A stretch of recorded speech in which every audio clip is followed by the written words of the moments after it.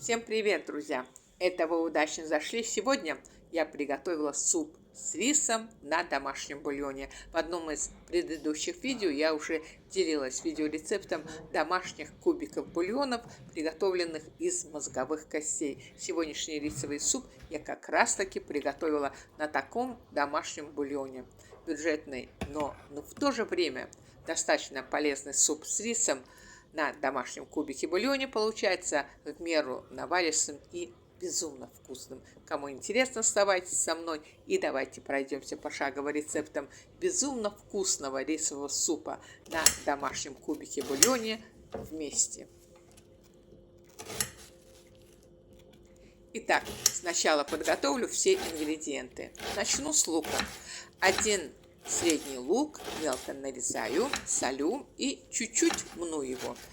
В результате структура лука становится нежнее, и он отлично прожаривается.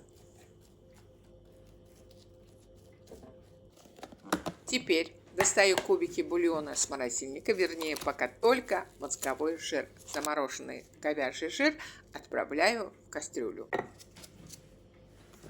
Сюда же насыпаю мелко нарезанный лук и ставлю кастрюлю с луком на плиту. Огонь средний.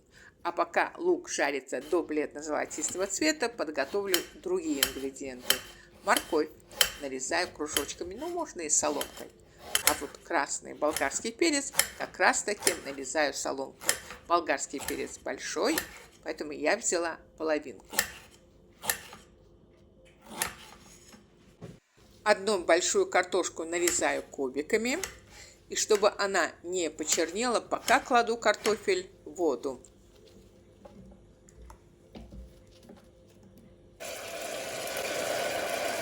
К этому времени лук обжарился до бледно-золотистого цвета. В кастрюлю кладу 2-3 ложки томатного соуса. Чуть-чуть тушу их вместе. Отправляю в кастрюлю пару кубиков костного бульона. Также можно налить сюда немного воды. Я пока воду не наливаю. Сделаю это чуть позже. Это, честно говоря, не принципиально важно. Смотрите уже сами.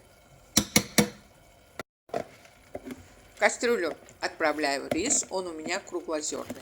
Минут 5-6 варю рис в бульоне. Затем отправляю в кастрюлю картошку. Варю, тушу все еще каких-то 5-6 минут, заливаю все кипятком. Это, да, конечно, в целях экономии времени. Можно солить и холодной водой. Теперь закидываю сюда замороженную алычу. Ее можно заменить сушеной. Также отправляю в кастрюлю нарезанную морковь, вслед за ней болгарский перец.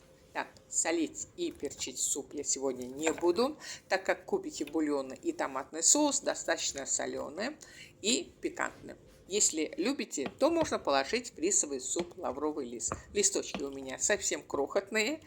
Я кладу 4-5 штучек, а так можно один большой лавровый лист положить. Варю супчик еще около 10 минут на небольшом огне. Вот и все, друзья.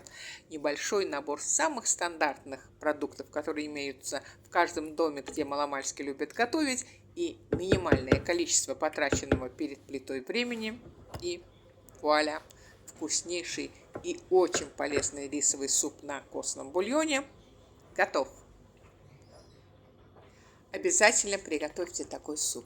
Порадуйте себя и своих близких таким, пусть бюджетным, но безумно вкусным и полезным супом на костном бульоне. Как вы убедились, готовится рисовый суп на домашнем бульоне достаточно быстро, а на выходе получается не просто вкусный, но и полезный супчик.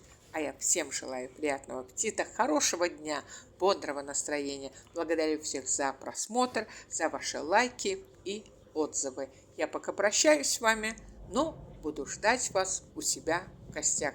Ведь я и рада, всегда вам рада.